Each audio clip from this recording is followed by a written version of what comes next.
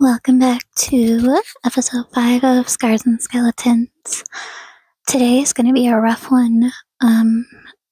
It's definitely coming with a trigger warning, so I'm going to pop that up here on the screen. Today, the trigger warnings are drunk driving, blood, gore, injuries, descriptions of injuries, and it's going to get kind of graphic. So buckle up and let's get started. I'm going to paint a picture for you, okay? I want you to close your eyes. Imagine that you are on a rural back road and you are in the car with your mom and your dad, yourself, and your 2 siblings. And it is the 9th month of the 9th day of 1999. And you are in a Buick. Your 2 sisters are fighting, so your parents take up one of your sisters into the middle of the front seat because they won't stop fighting. So they put her to get them to stop fighting and they buckle her in.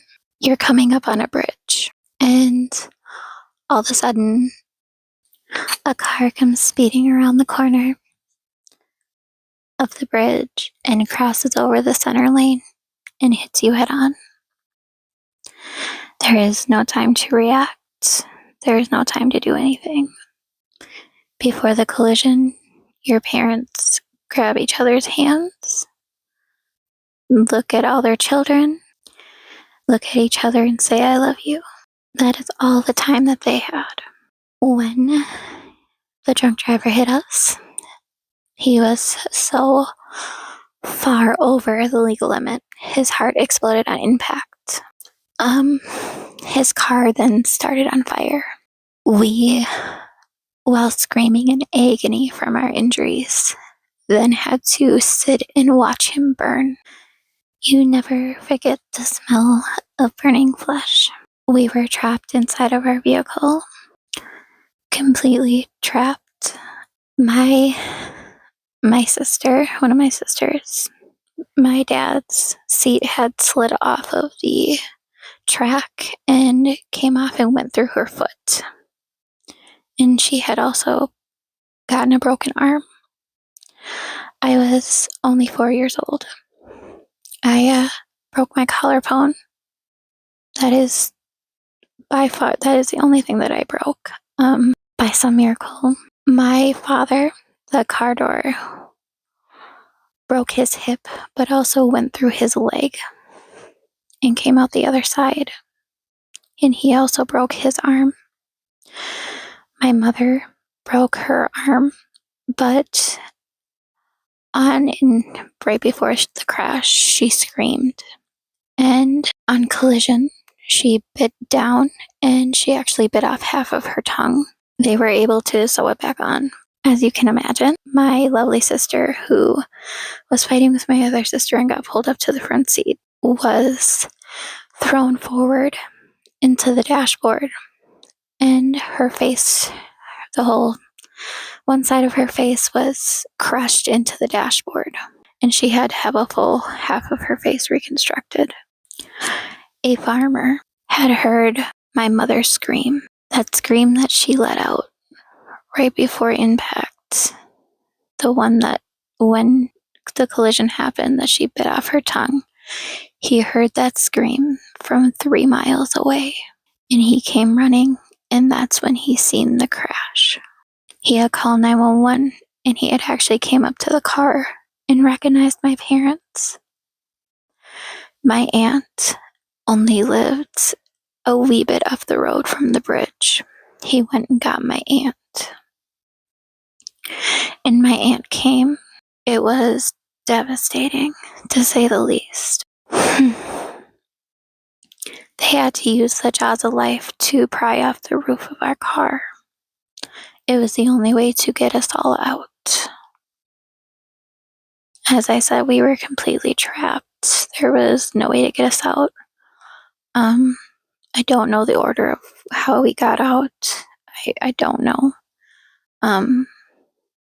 All I know is that from what my mother has told me is that she kept saying, I don't want to go until I know that all my kids are safe. My mother died 3 times that day, and she also suffered a heart attack. By some miracle, she is still here today. No matter if you had 1 drink or 2 drinks, it's never okay to get behind the wheel, because your choice very well could kill yourself or someone else, or better yet, a whole entire family. Like I said, this gets heavy.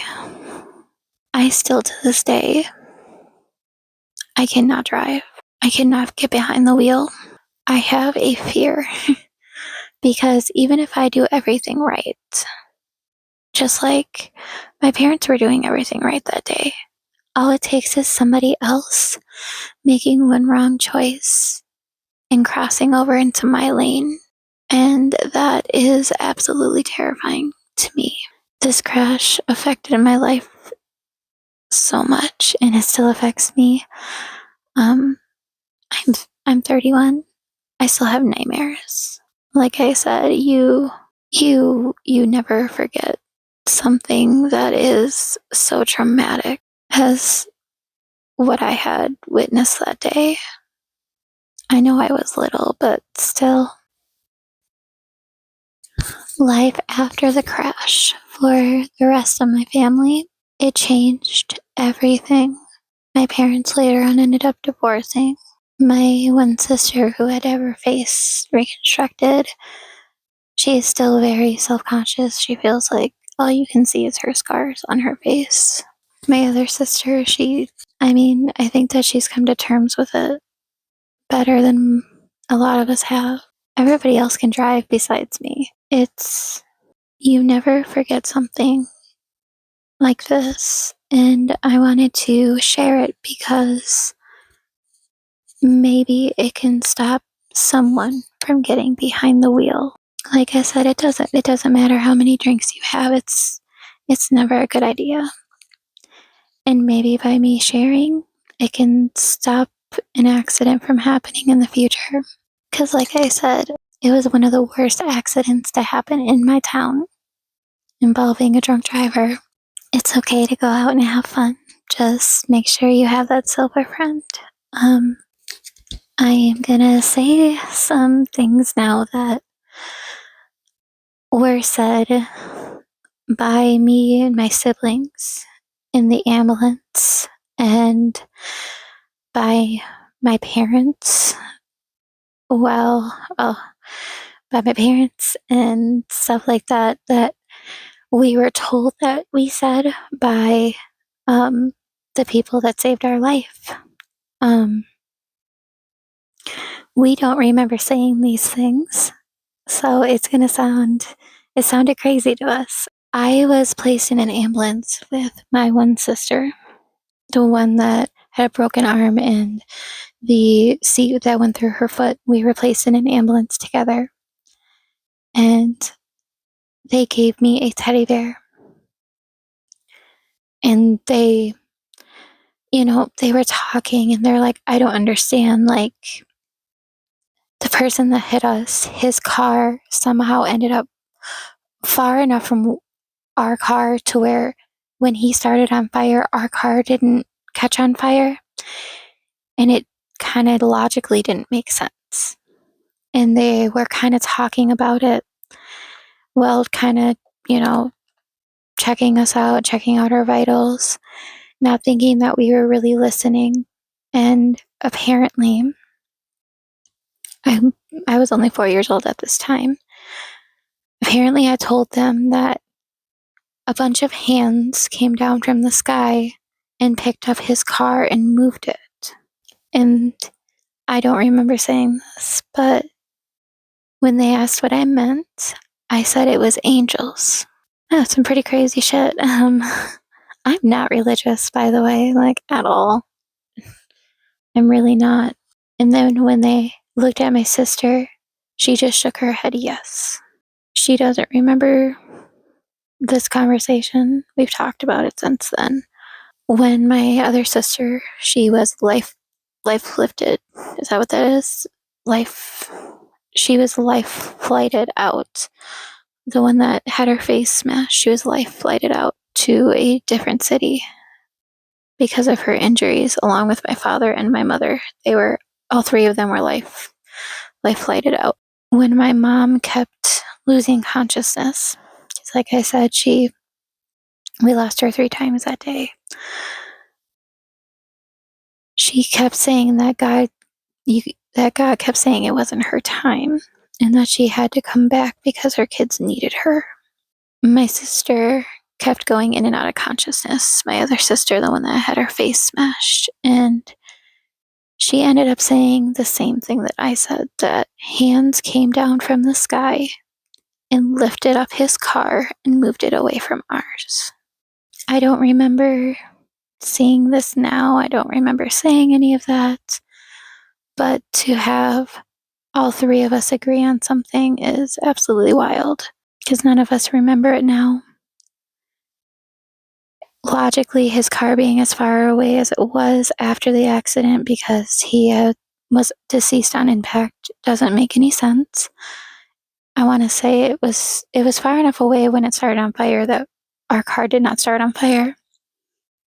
I'm not sure how far away it was, but it was definitely far enough away to where we were at a safe distance, to where the flames could not reach us.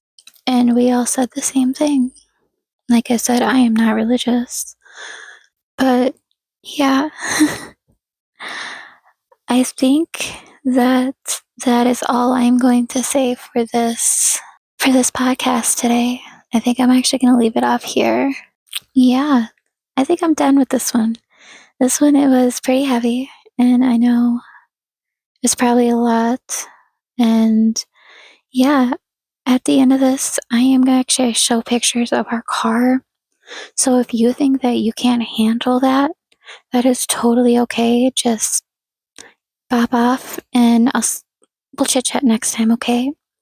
Bye bye, lost souls. See you next time. Bye.